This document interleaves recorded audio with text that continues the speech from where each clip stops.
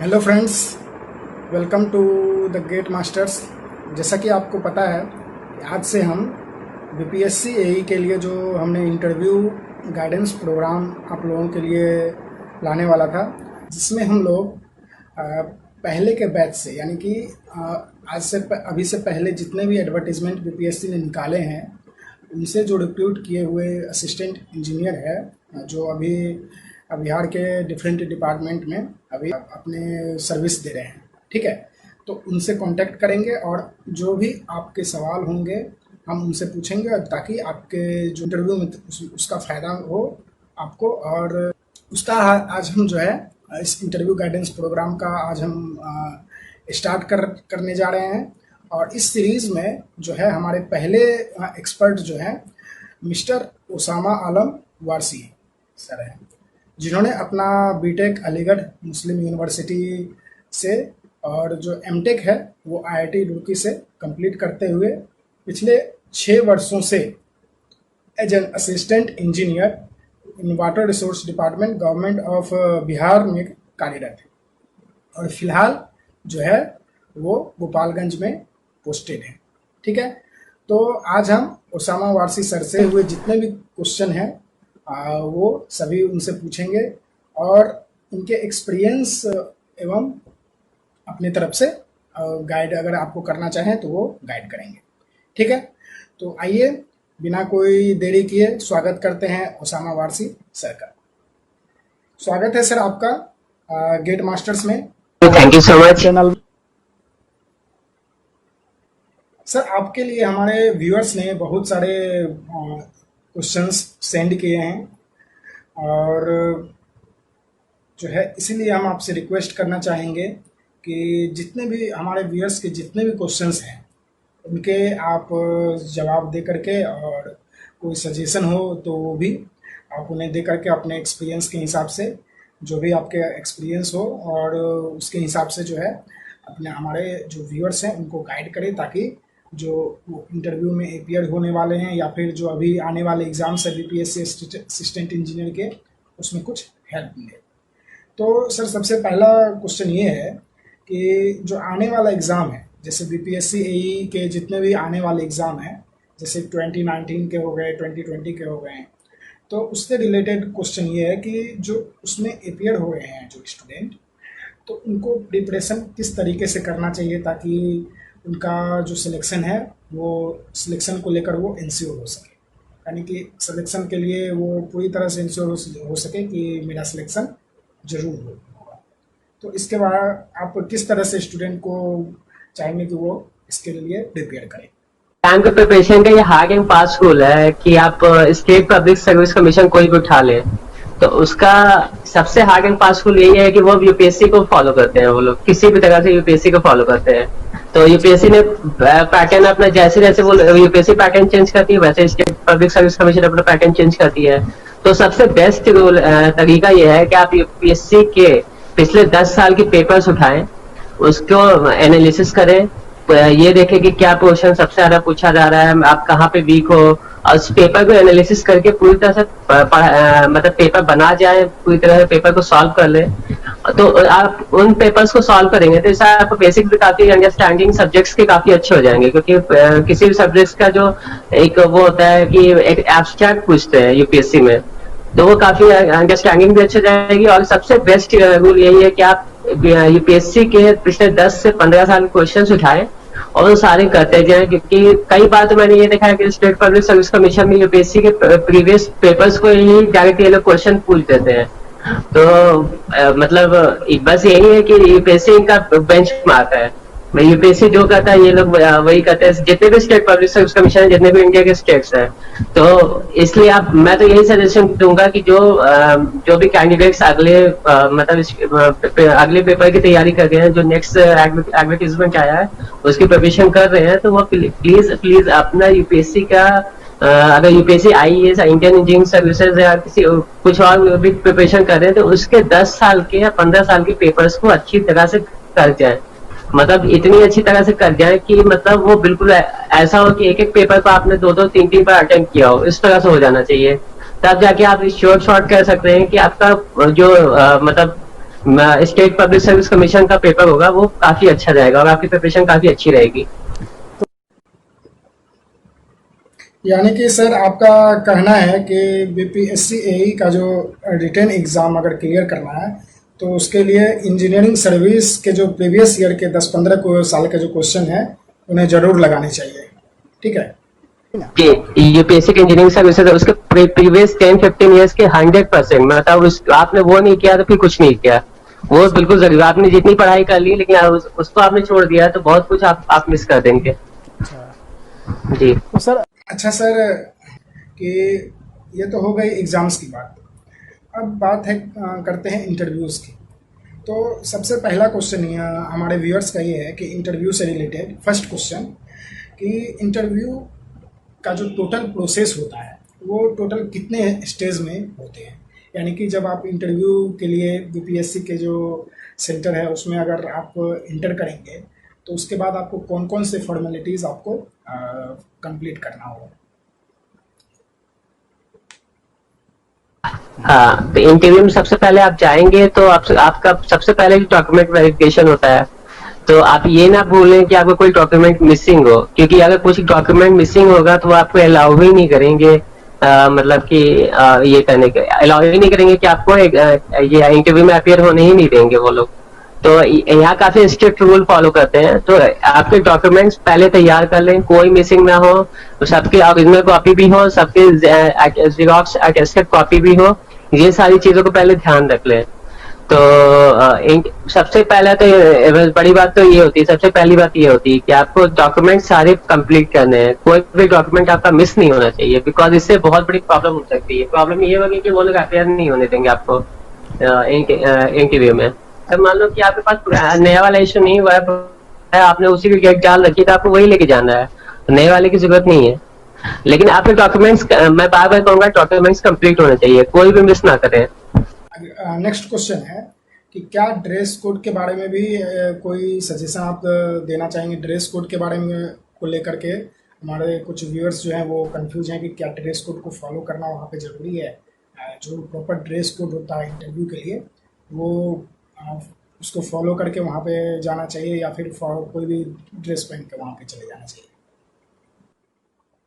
Code आपका वो एक फॉर्मल होना चाहिए, मतलब कि अगर आप मेल हैं तो आपको ये फॉर्मल ड्रेस में, जैसे कि आप सिंपल पैंट और शर्ट, वो भी मतलब बिल्कुल फॉर्मल होना चाहिए। जैसे कि सिंपल प्लेन शर्ट है और नॉर्मल प्लेन पैंट है तो वो बेटर है बिल्कुल। अच्छा। और वो ये होना चाहिए, ये बाल वगैरह अच्छे से कॉम हो, और सारे आपके शूज वगैरह सब बिल्कुल just like you are going to your MNC, जैसे एमएनसी में लोग जॉब करने जाते हैं वैसे जैसे आपको वेल मेंटेन जाना है। बिल्कुल जैसे आप स्कूल में यूनिफॉर्म पहन के जाते हैं, उसमें बस टाई नहीं होगा, बाकी सब पैंट शर्ट अच्छा, बिल्कुल उसी तरह से पहन के जाए।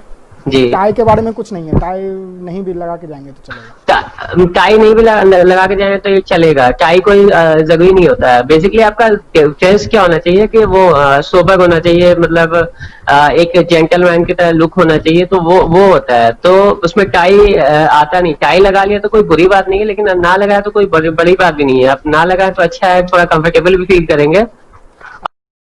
इसके बाद जो है डॉक्यूमेंट वेरिफिकेशन के बाद का नेक्स्ट प्रोसेस क्या होता है? जो इंटरव्यू का जो नेक्स्ट स्टेप है, फर्स्ट स्टेप हो गया आपका डॉक्यूमेंट वेरिफिकेशन, और उसके बाद क्या होता है सेकंड स्टेप क्या होता है वो अगर प्लीज़ आप बताना चाहें तो? फिर डॉक्यूमेंट वेरिफिकेशन के पास काफी सारे पैनल्स होते हैं, 3-4 पैनल्स बनते हैं, तो आपको बता देंगे कि आपका इस पैनल पे है, तो आप उस वाले पैनल में चले जाओ। तो आपको वहां पे पहले से 2-3 लोगों का सेट बना के भेजते हैं, तो ताकि आप थोड़ा वेट कर लो वहां पे थोड़ा उस एटमोसफियर से मतलब वो हो जाओ, यूज टू हो जाओ थोड़ी थोड़ी देर बैठ के। तो ये है कि 2-3 लोग बैठे होते हैं, आप थोड़ा बैठो, रिलैक्स करो, ज्यादा सोचो मत, चिल करो। जैसे जैसे इंटरव्यू है, ये है कि आप वो आपको जज कर रहे हैं, मतलब एक इंसान को सब कुछ नहीं आ सकता है, बस वो आपको जज कर रहे हैं कि आपका अपियरेंस कैसा है। तो बिल्कुल रिलैक्स करो, कुछ ज्यादा परेशान नहीं होने की जरूरत नहीं है, बैठ के आराम से वहाँ लोगों से बातें बातें करो, बस यही है, कुछ नहीं। आपने कहा सर कि 2-3 लोगों का सेट बना करके भेजते हैं क्या? आपने कहा कि 2-3 लोग वहाँ पे रहते हैं बैठे हुए, तो हम क्या 2-3 लोगों का सेट बना करके भेजते हैं इंटरव्यू जो होता है वो पर्सनल एक एक कैंडिडेट का होता है या फिर मतलब 2-3 कैंडिडेट का एक साथ होता है?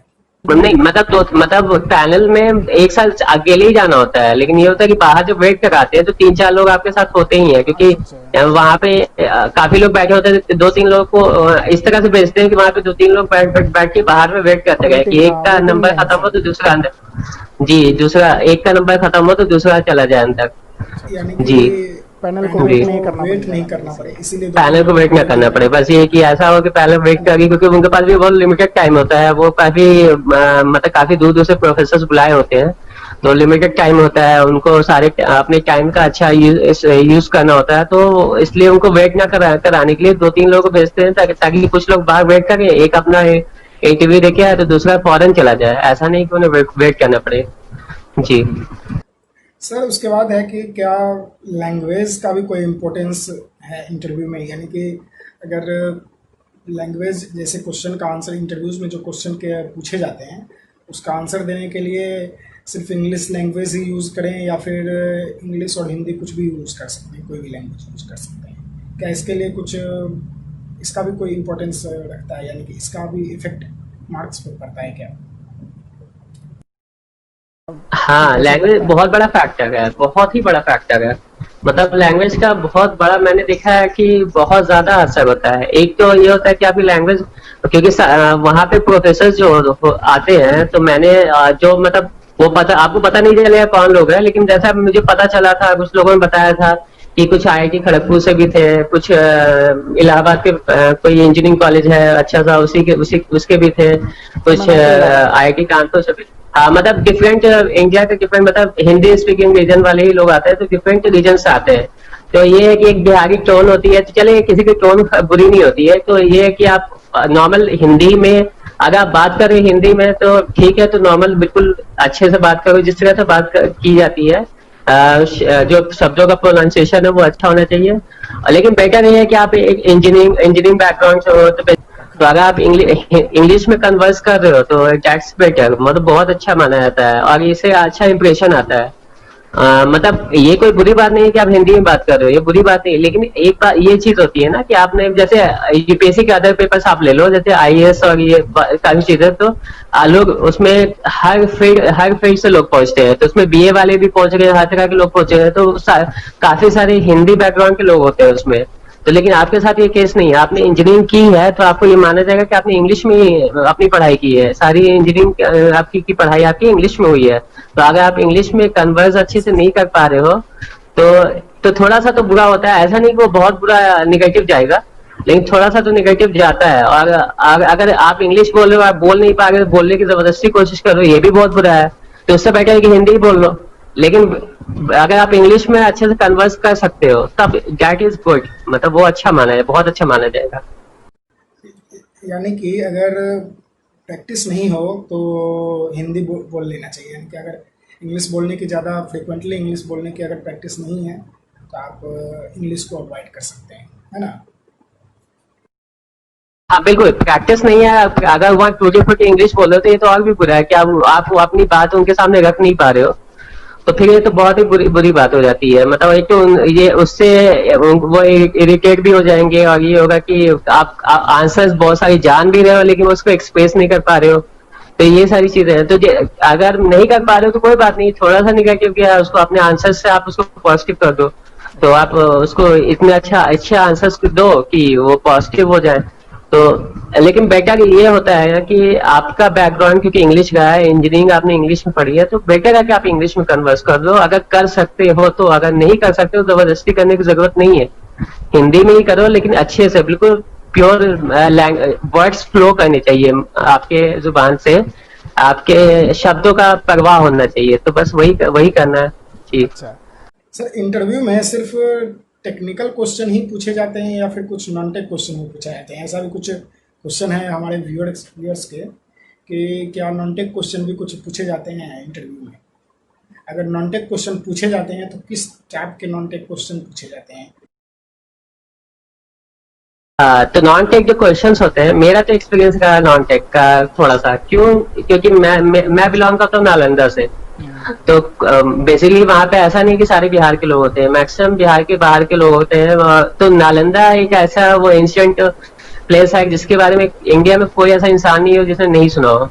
तो मैं गया तो एक तो मेरा नाम भी थोड़ा यूनिक सा है, तो मेरे नाम के बारे में पूछा कि नाम का मतलब क्या है ये वो। तो और बाकी नालंदा के बारे में उन्होंने पूछा कि नालंदा एंशियंट टाइम में किस लिए फेमस था, नालंदा के बारे में काफी चीजें पूछी, राजगीर के बारे में, नालंदा के बारे में, क्योंकि ये सारी चीजें फेमस है।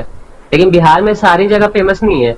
तो इसलिए आप अपने जगह के बारे में अगर बहुत चीजें फेमस है तो अगर उसकी थोड़ी प्रिपरेशन आप कर लेते हो, थोड़ी बहुत उसके चीजों के बारे में जान लेते हो तो वो पूछ सकते हैं। वो ऐसा नहीं कि बिल्कुल नहीं पूछेंगे।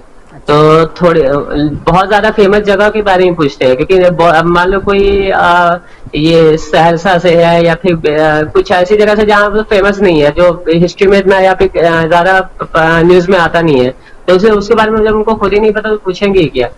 तो इसलिए तो मेरा एक्सपीरियंस था, मुझसे पूछा था नॉन टेक में, मुझसे नालंदा के बारे में मैं पहले मेरा नाम का मतलब पूछा, फिर नालंदा के बारे में पूछा कि नालंदा के बारे में, राजगीर के बारे में, कि वो सब नालंदा के आसपास पड़ता है।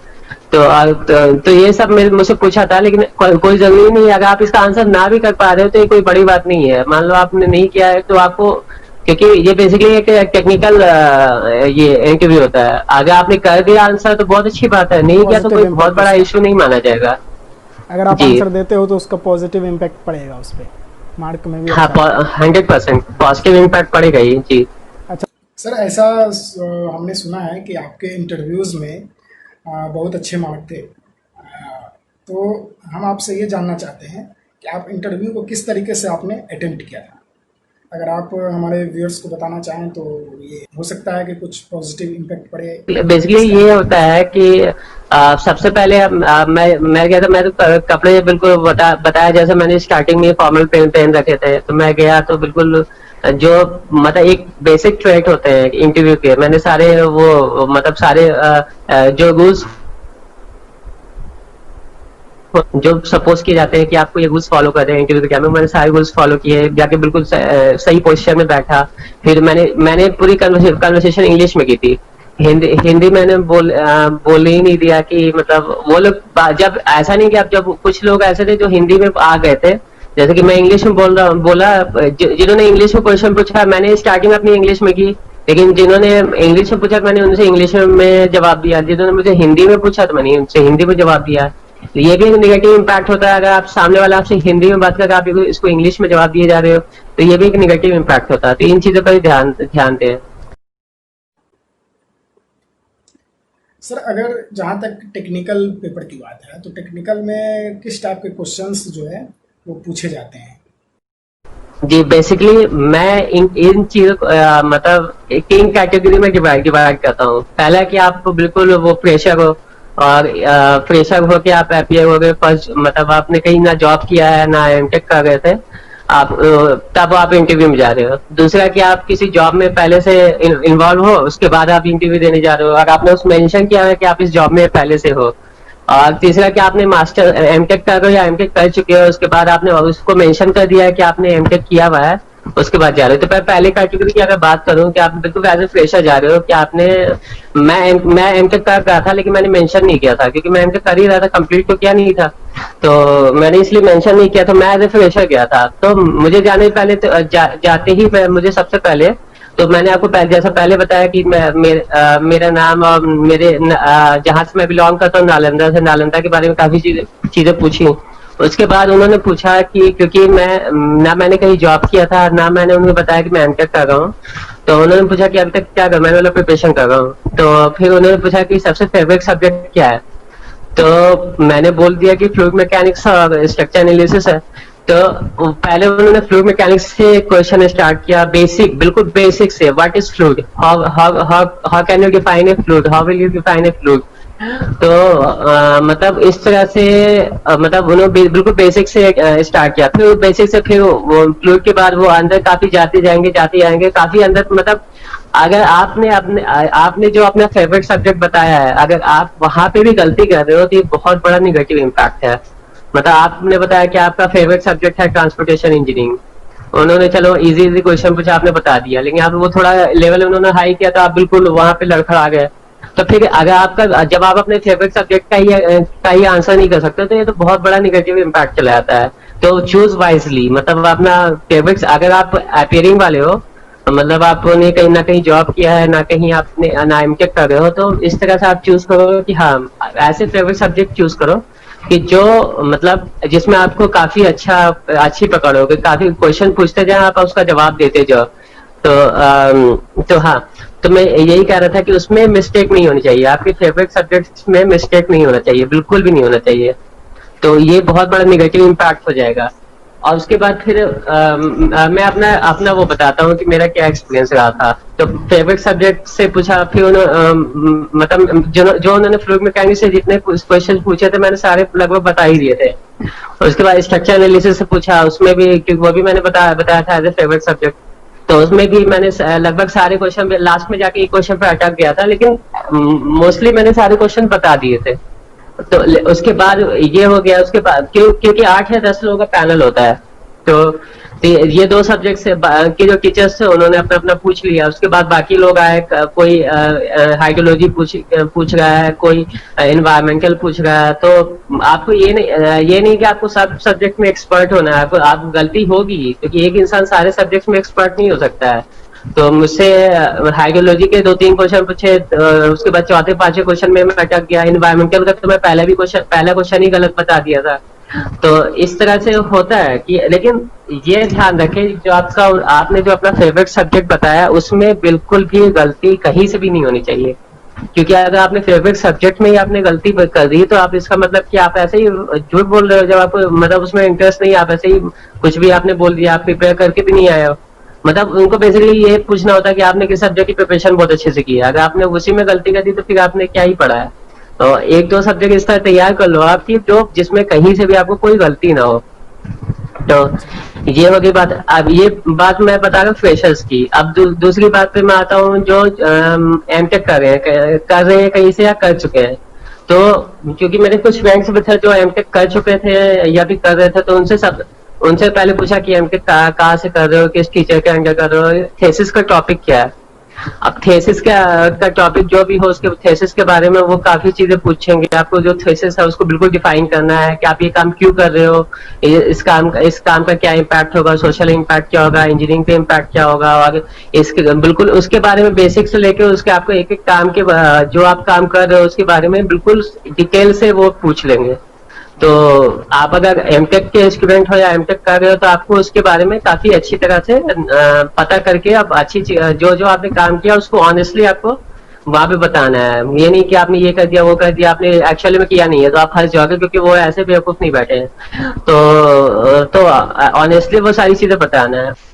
तीसरी बात है, जो जॉब, मेरे साथ कई लोग ऐसे थे जो जॉब में थे, तो जॉब में थे तो उनसे पहली बात तो ये पूछता आप कहाँ जॉब कर रहे हो, कब ज्वाइन किया, तब यहाँ क्या काम कर रहे हो, डिपार्टमेंट में क्या क्या काम होते हैं, और उनके उससे रिलेटेड जो भी इंजीनियरिंग प्रैक्टिसेस होंगी उसके बारे में बिल्कुल डिटेल स्टडी करके जाए। आप अगर आप मान लो कहीं जॉब कर रहे हो, मान लो आप इंडियन रेलवे में जॉब कर रहे हो, तो इंडियन रेलवे से रिलेटेड जो भी आप डिटेल स्टडी आपको पता है आपके काम से रिलेटेड, और उससे रिलेटेड इंजीनियरिंग एस्पेक्ट जितने हैं वो सारे बिल्कुल 100% आप करके जाओ। अगर उसमें आप मिस्टेक कर रहे हो, दिस मीन्स आप अच्छे से जॉब नहीं करते हो, दिस मीन्स आप you are not good for job, तो वो बहुत निगेटिव इम्पैक्ट हो जाता है। तो प्लीज वो गलती ना करें। आप कहीं जॉब कर रहे हो तो बहुत अच्छी तरह से उस डिटेल स्टडी करें और उसके बारे में अच्छे से पढ़ के अच्छे से सारी चीजें करके जाए। अब ये ऑनेस्टली जो आते हैं उन्हें मतलब किसी तरह मैनिपुलेट करने की कोशिश ना करें, क्योंकि वो काफी एक्सपीरियंस लोग बैठे होते हैं, काफी अच्छे अपने फील्ड के सबसे अच्छे लोग बैठे होते हैं, तो आप उन्हें मैनिपुलेट नहीं कर सकते हैं। तो बिल्कुल ऑनेस्टली जवाब दें, जो आता है वो बताएं और अच्छी तरह बताएं। जी। अच्छा, 2-3 साल गैप है तो उसके बारे में कुछ नहीं पूछेंगे कि कुछ नहीं पूछेंगे उसके बारे में। आपसे पूछा था, आप बता दो कि हाँ प्रिपरेशन कर रहा था मैं, मतलब इंडियन इंजीनियरिंग सर्विसेज और स्टेट सर्विसेज की प्रिपरेशन कर रहा था, तो बस उसका कोई बड़ा इम्पैक्ट नहीं होता है। जो आपका गैप है उससे कोई इम्पैक्ट नहीं होता है, उसके बारे में पूछते भी नहीं है जनरली। लेकिन ये है कि आप फ्रेशर हो, आपसे वो ना आप एमटेक के बारे में पूछ सकते हैं, ना आपसे जॉब के बारे में पूछ सकते हैं, आपसे सीधे आप आएंगे सब्जेक्ट्स पे। तो 2 सब्जेक्ट्स पूछेंगे कि 2 सबसे फेवरेट सब्जेक्ट्स क्या है। मेरे से तो 2 पूछा था, किसी से 3 भी पूछ सकते हैं, लेकिन आप बेसिकली 2-3 सब्जेक्ट ऐसे तैयार कर लो कि जो मतलब ऐसा हो कि उसमें आपसे कहीं से ही पूछे, उसमें आप हिलो नहीं। और मतलब बहुत टफ पहुंच जाने पे तो कोई भी घबरा जाता है, लेकिन एटलीस्ट बेसिक क्वेश्चंस हो, जो ऐसे क्वेश्चंस हो जो थोड़े हाई लेवल के भी हो, आप उसे कर पाओ। एटलीस्ट उसके पास तो पहुंच जाओ कि जो उसका आंसर है उसके पास पास पहुंच के तो आंसर दो। बिल्कुल आंसर कुछ और है, आप कुछ और बता रहे हो, तो दिस मीन्स कि आपने झूठ बोला है, वो आपका फेवरेट सब्जेक्ट नहीं है। तो 2 से 3 सब्जेक्ट, मुझसे 2 बोला था, तो 2 से 3 सब्जेक्ट ऐसे प्रिपेयर कर लो, आप ऐसे प्रिपेयर कर लो जो आपको सबसे ज्यादा पसंद है, कुछ भी बोल दो आप। मान लो कि आपको ये मतलब कि ये यही पसंद है, आपको हाइड्रोलॉजी पसंद है, हाइड्रोलॉजी बोल दो। मतलब कोई नहीं कि बहुत अच्छा इरिगेशन इंजीनियरिंग आपको पसंद है, वही बोल दो। कोई ऐसा नहीं कि बहुत टफ सब्जेक्ट आपको पसंद होना चाहिए, वो कोई जरूरी नहीं है। कोई भी आपको सर्वे पसंद है, सर्वे बोल दो। मतलब लेकिन उस सब्जेक्ट में आपसे मिस्टेक्स नहीं होनी चाहिए, गलतियां नहीं होनी चाहिए। आप जो भी बताओ बिल्कुल सही बताओ, उसमें आप कुछ थोड़ी बहुत तो गलती होती है, बहुत हाई हाई लेवल पे जाने पे तो गलती हो ही जाती है, लेकिन एटलीस्ट आप गलत भी बता रहे हो तो आस पास बता रहे हो, ये नहीं कि आप कुछ और आंसर आप बता कुछ और रहे हो। तो ये चीजें होनी चाहिए। अच्छा। सर आपने कहा कि एक पैनल में लगभग 8 से 10 मेंबर होते हैं, तब तो सब जितने भी मेंबर्स होते हैं सब बारी बारी से क्वेश्चन पूछते होंगे, तब इसका मतलब इंटरव्यूज़ जो होता होगा बहुत ही लॉन्ग ड्यूरेशन तक चला जाएगा। अगर मान लीजिए अगर 5-5 मिनट का भी लिया तो 40-50 मिनट का इंटरव्यू जाएगा। तो हम आपसे ये जानना चाहते हैं कि लगभग अप्रोक्स में एक इंटरव्यू का ड्यूरेशन जो होता है एक कैंडिडेट के लिए कितने टाइम का होता है? बिल्कुल बिल्कुल। 45 मिनट्स। मेरा तो बिल्कुल मैं लंच से जस्ट पहले गया था, उनके लंच का टाइमिंग हो रहा था, तो मेरा 35 से 40 मिनट चला था। कुछ कुछ लोगों को तो 1-1 घंटे तक उन्होंने खिलाया है। तो ये होता है। तो इस तरह से 7 से 8 लोग हैं, उनको सबको क्वेश्चन पूछना है, सबको अपने अपने मार्क्स देने हैं, फीडबैक देने हैं। तो ये तो टाइम लगता है। तो आप ऑन एन एवरेज अगर मैं बात करूं तो 35 से 40 मिनट्स मान लो कि हर सबका इंटरव्यू 35 से 40 मिनट्स चलेगा on an average. Sir minimum कितने मार्क्स मिलते हैं इंटरव्यू में? अगर जो लोगों को जीरो जीरो जीरो मार्क्स भी दिया है उन्होंने, जीरो जीरो? मार्क्स भी कई लोगों के आए हैं। जी बिल्कुल जीरो। एक अच्छा। भी नंबर नहीं दिया, जीरो मार्क्स जी। तो ये मैं डरा नहीं रहा, लेकिन ऐसा होता है कि जो बिल्कुल नहीं बता पा रहा तो उसको तो जीरो दे के ही चला देते हैं, और दिया है लोगों को। लास्ट टाइम अगर आप देखोगे मार्कशीट शायद बीपीएससी की वेबसाइट पर पड़ी होगी, आप कितने लोगों को देखोगे जीरो मार्क्स भी होगा। तो अच्छा। जो बिल्कुल भी नहीं बता पाए। तो इस तरह से ये होता है कि आपको थोड़ा कॉन्फिडेंस होके, और जिस तरह से मैंने बताया है कि आप अपने आप को देख लो आप क्या हुआ, या तो आप फ्रेशर हो या फिर जॉब वाले हो या फिर एमटेक वाले हो, मास्टर्स वाले हो, तो आप उससे देख लो उसी चीज तरह से जैसे मैंने बताया प्रिपरेशन करो।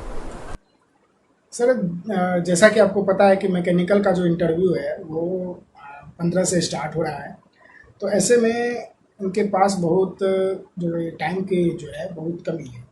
तो इतने कम समय में वो क्या प्रिपेयर करके जाए कि अच्छा से अच्छा स्कोर कर सके इंटरव्यू?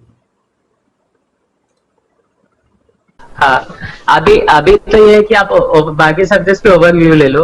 अगर आप फ्रेशर हो तो बाकी सब्जेक्ट्स के ओवरव्यू ले लो, लेकिन जो 2 सब्जेक्ट्स है ना, अभी टाइम है आपका 15 दिन या 20 दिन टाइम है, तो 2 सब्जेक्ट्स ऐसे हो जो आपने पहले, जो फेवरेट सब्जेक्ट मतलब आपने पहले भी अच्छे से पढ़ा होगा उसको, तो उसको बैठ के इतनी अच्छी तरह से पढ़ दो, इतनी अच्छी तरह से पढ़ दो कि उसमें लेकिन बेसिक से पढ़ो। सोचे मैंने उनको फ्लूइड मैकेनिक्स बताया था फेवरेट, तो उन्होंने सबसे पहले क्वेश्चन ये किया था कि हाउ कैन यू डिफाइन, या how do you define a fluid, what is fluid.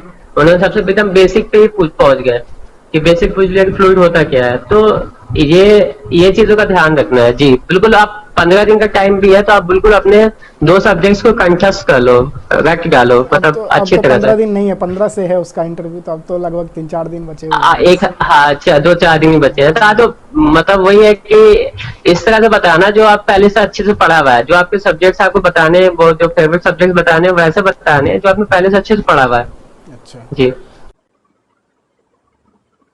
अच्छा सर, कोई ऐसा क्वेश्चन जो आपसे इंटरव्यू में पूछा गया हो और आपको जब क्वेश्चन आपसे पूछा गया तो आपको सुन करके लगा हो कि ये क्या पूछ दिया, यानी कि आप एक्सपेक्ट कर ही नहीं सकते हैं वैसा क्वेश्चन, और वो क्वेश्चन इंटरव्यू में आपसे पूछा? कुछ कई जगह मतलब मुझे स्ट्रक्चर में एक क्वेश्चन पूछा गया था जो कि काफी मतलब टिपिकल था, मतलब मुझसे पूरी डेरिवेशन पूछ लिया था, मतलब मोमेंट ऑफ इनर्शिया का एक डेरिवेशन पूछ लिया था, बिल्कुल वो सेक्शन लो, ये करो वो करो, मतलब वो बिल्कुल उन्होंने पेन कॉपी हाथ में थमा दिया था, इसको पूरा डिराइव करके दिखाओ। तो ये मैं शॉक हो गया आगे क्या पूरा डिराइव करवा रहे हैं, जो एक पेज की डेरिवेशन है पूरी यहाँ बैठा के करा रहे हैं।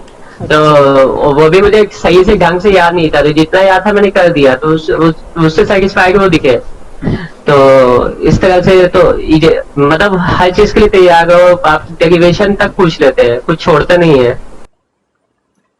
सर एट लास्ट अगर आप चाहें तो आप हमें इंटरव्यू में, आपके जो इंटरव्यू में कितने मार्क्स आए थे वो अगर आप बताना चाहें तो प्लीज़ बताइए। मेरे मार्क्स आए थे 100, और 100 मार्क्स का इंटरव्यू होता है तो 70 मार्क्स मेरे आए थे, वन ऑफ द हाईएस्ट में था, क्योंकि मैंने थर्ड हाईएस्ट मैं मानता हूँ, क्योंकि एक का मैंने 82 मार्क्स देखा है, एक का फिर सेकंड हाईएस्ट मैंने एक का 80 भी देखा है, थर्ड मैंने देखा है 80 के बाद सीधे मैंने 70 देखा है। तो थर्ड हाईएस्ट मार्क्स में था, तो मेरा काफी अच्छा गया था, बिकॉज मैंने अपने सब फेवरेट सब्जेक्ट में कोई गलती नहीं की थी, कुछ एक जगह जाके स्ट्रक्चर में एक जगह मेरे से गलती हो गई थी, शायद इसलिए 70 आया, हो सकता है उससे ऊपर भी जा सकता था। अच्छा जी सर एट द एंड अगर आपको कोई सजेशन जो आप इंटरव्यू में अपियर होने वाले कैंडिडेट को देना चाहें? हाँ, एक्सपीरियंस यही है कि वो मतलब जो पैनल मेंबर्स हैं वो पिछले 20-25 सालों से इंटरव्यूज ही ले रहे हैं, तो आप बिल्कुल अपने आप को परफेक्ट बनाने के चक्कर में गलती मत कर देना, मतलब ऐसा मत सोचो कि मुझे बिल्कुल परफेक्ट आंसर देना है तो इसलिए मैं कुछ एक्स्ट्रा बोल देता हूँ, वैसा कुछ मत करना। जितना आना है आता है ऑनेस्टली बोलो, जो पढ़ा है ऑनेस्टली बोलो, कुछ ऐसा मत बोल देना कि जैसे लगे कि आप फेक कर रहे हो, आप मतलब वो दिखाने की कोशिश कर रहे हो कि आपने इतना ज्यादा पढ़ा है, क्योंकि वो फिर उस क्वेश्चन उस सब्जेक्ट में आ गए, क्वेश्चन में आ गए, अगर आप नहीं बता पाओगे तो बहुत हो सकता है हटा भी देंगे, डाक भी देंगे कि तुमने तो इतना ये बोला कि मैंने ये किया वो किया, तो चीजें होती हैं, तो जितना ऑनेस्टली आप करो। और ये है कि एक एक्सपीरियंस रहेगा, अच्छा एक्सपीरियंस रहेगा, आप इंटरव्यू दोगे तो एक अच्छा एक्सपीरियंस रहेगा। वन ऑफ मतलब मैंने इंटरव्यूज में देखा है तो बहुत अच्छा लेवल का इंटरव्यू होता है। अगर आप भाभा एटमिक रिसर्च सेंटर के इंटरव्यू होते हैं या वो सारे इंटरव्यू से कंपेयर करो तो वो सबसे मैं उन इंटरव्यूज को सबसे अच्छा मानता हूँ, टॉप लेवल के इंटरव्यूज होते हैं, लेकिन इसका लेवल भी उससे थोड़ा ही कम होता है या उसके आसपास ही होता है, तो बहुत बहुत अच्छा एक्सपीरियंस आपका होगा, लेकिन ये है कि अच्छे से आंसर अच्छे कॉन्फिडेंटली करना।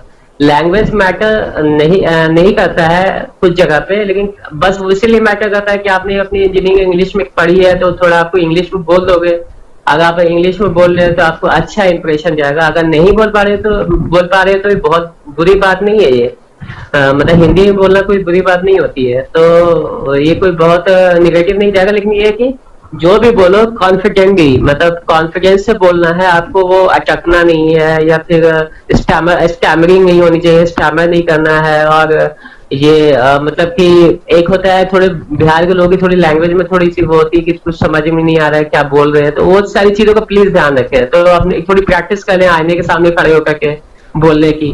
सबसे बेटर होता है कि आईने के सामने खड़े हो जाए, बोलने की प्रैक्टिस करें, कुछ भी जो आप अपने सब्जेक्ट से रिलेटेड बोलना चाह रहे हैं बोलने की प्रैक्टिस करें।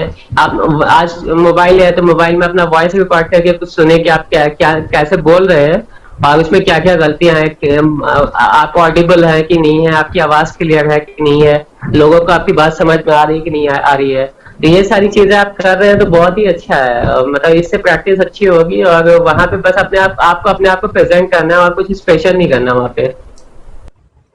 Thank you so much sir, आपने हमारे व्यूअर्स के सभी क्वेश्चन का प्रॉपर आंसर बहुत ही अच्छे से दिया। इसके लिए हम और हमारे व्यूअर्स आपको बहुत सारे बेस्ट विशेष देना चाहेंगे और चाहेंगे कि आप अपने फील्ड में और भी आगे बढ़े और आप जो अपनी लाइफ में चाहते हैं वो आपके लाइफ में आपको मिले।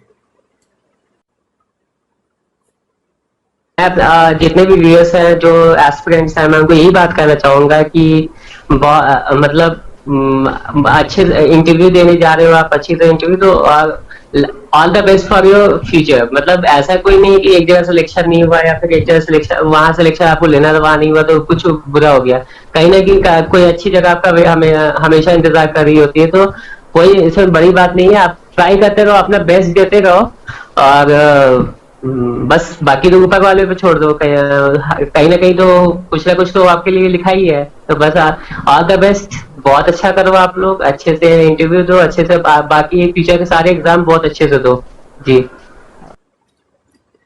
थैंक यू सर हमारे साथ जुड़ने के लिए। जी जी, okay, thank you thank you.